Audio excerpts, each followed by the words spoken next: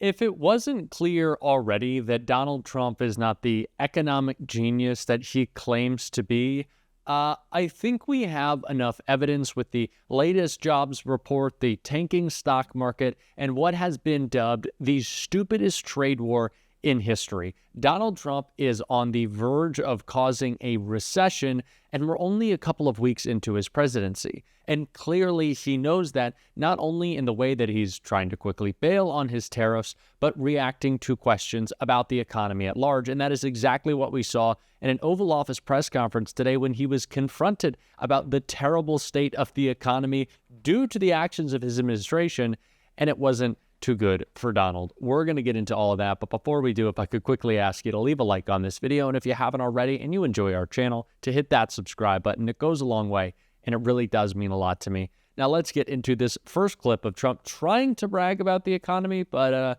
didn't go too well. But under the first full month of President Trump, which we haven't even gotten started yet, an incredible 93% of all job gains were in the private sector. So that statistic just came out. Big gains for native-born Americans for the first time in 15 months.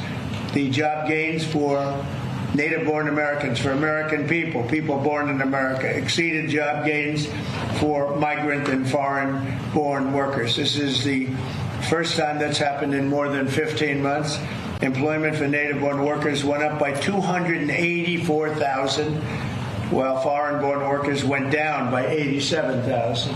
We talked about this in a previous video, how Donald Trump is now trying to come up with new ways to measure economic success. He's trying to find new economic indicators. They want to reshape the way that GDP is calculated because of the economic downturn we are already seeing. They're just trying to find new numbers, new ways, a new narrative to try to pretend that Trump is having any success when it's clear that the opposite is happening. And it's not just Democrats calling it out. It is business leaders feeling the effects, talking about how damaging and detrimental this chaos is. And yeah, it's causing Trump to panic.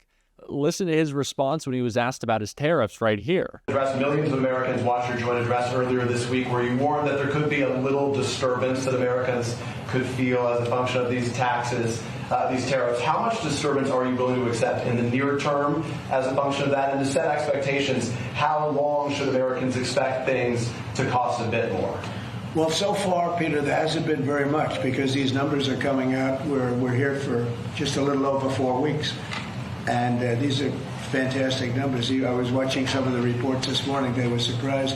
There could be some disturbance, a little bit of disturbance. I solved a little bit of that because I have respect for our auto companies, and I gave them a little bit of a 1-month reprieve because it was unfair, although I'm sure they'll take advantage of it. I see they're driving a lot of cars into the U.S. to try and avoid the tariffs, and they're taking advantage of it a little bit. But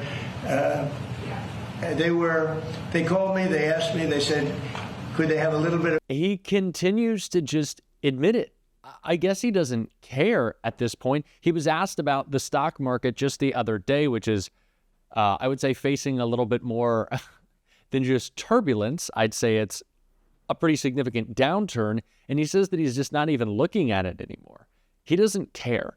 Trump has admitted this again and again and again. He's fine with people feeling pain. He's fine with prices rising. He's fine with what he calls a little bit of a disturbance, but it's a lot more than that.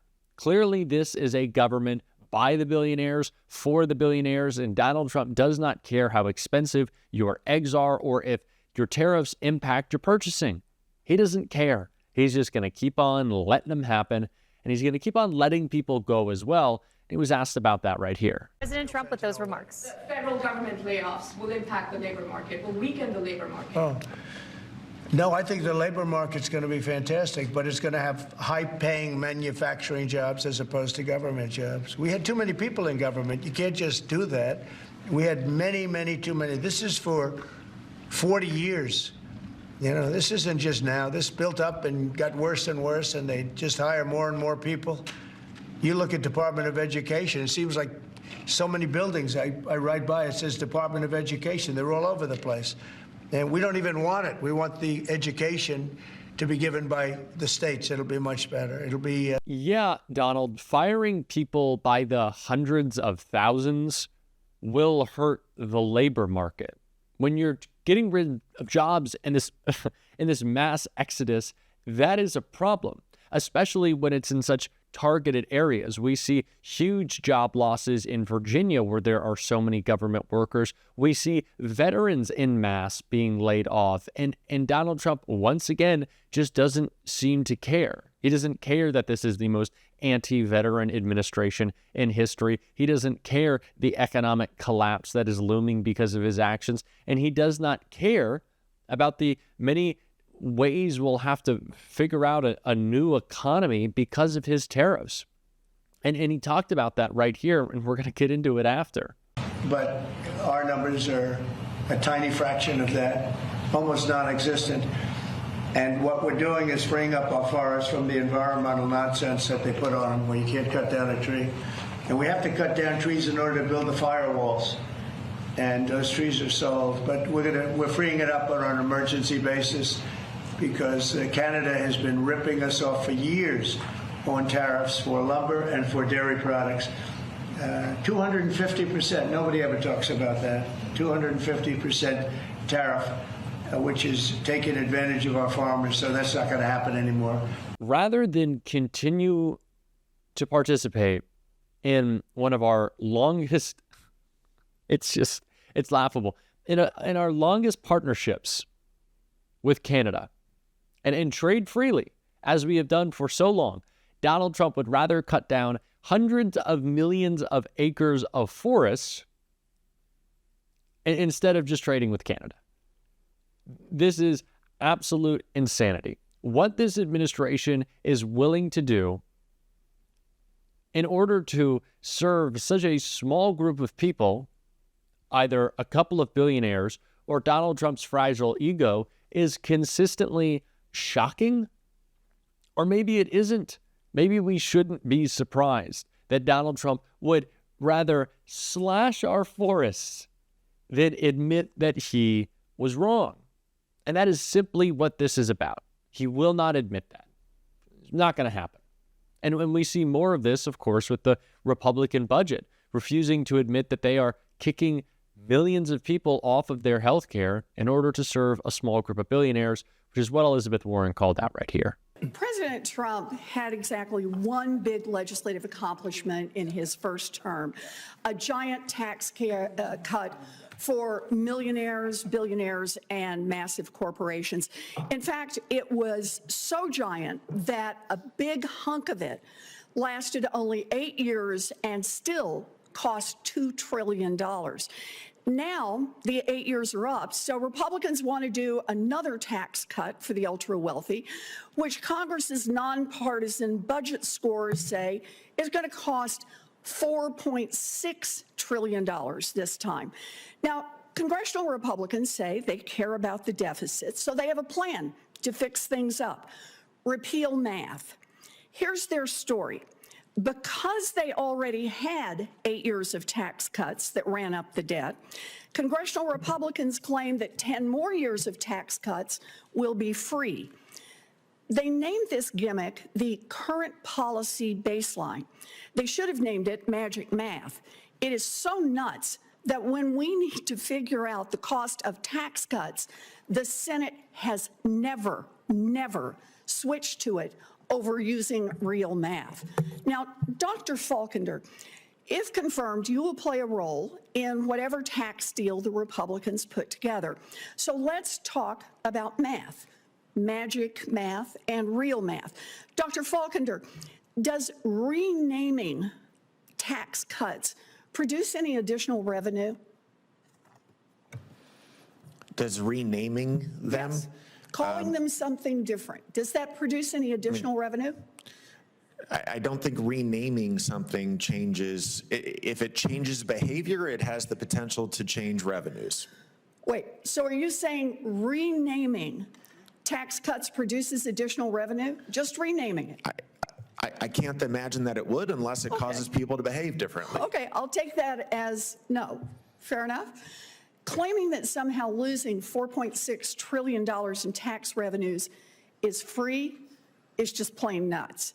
Congressional Republicans are hoping they can fool people long enough to deliver giveaways to their wealthy donors before anyone figures it out. But at the end of the day, Republicans cannot repeal math. A bunch of tax cuts for billionaires will cost $4.6 trillion. But congressional Republicans don't like that answer. So I'm wondering, if they love magic math so much, I want to ask the same question in reverse. If the Republicans' idea of magically not counting the cost of tax cuts for billionaires makes sense, what about not counting the cost of tax cuts for ordinary people? That is, for extending the child tax credit. Dr. Falkender, according to Republicans' magic math, if extending the tax cuts is free, shouldn't extending a temporary expansion of the child tax credit also be free? Thank you, Senator. The Tax Cuts and Jobs Act increased the child tax credit from $1,000 to $2,000. Yep. And so if we allow the tax cut to expire, it would mean that the child tax credit would go back to the $1,000. Right. So the question I'm asking, using Republican magic math, if it is free to extend tax cuts for billionaires, isn't it also free to extend tax cuts for poor kids? Senator, I'm not familiar with magic math. What I do know is that the American people look at the current tax code, what they paid last year and what they paid this year, as the current environment. Yeah, and so the question is, when we talk about extending it, I would argue that extending the TCJA is making sure that the American people don't incur a $4.5 trillion tax increase. So you do think that renaming the tax cuts will produce $4.5 trillion in revenue? No, Senator, I didn't say that it had any impact on the bottom line deficit. I'm just saying, when you ask me what a baseline is, to me, the baseline is what I'm currently doing. I'm not asking you that. I'm asking you what it costs to put in $4.5 trillion in tax cuts. Look, if Republican magic math works, then why not extend it to everything we spend money on? How about money we spent last year on roads and bridges, or child care subsidies and the workers who process Social Security checks? Of course not. No one is going to do that. Congressional Republicans want to use magic math to pass giant tax cuts and then try to tell the American people those tax cuts cost nothing. Hardworking Americans understand that $4.6 trillion for a billionaire tax cut is not free.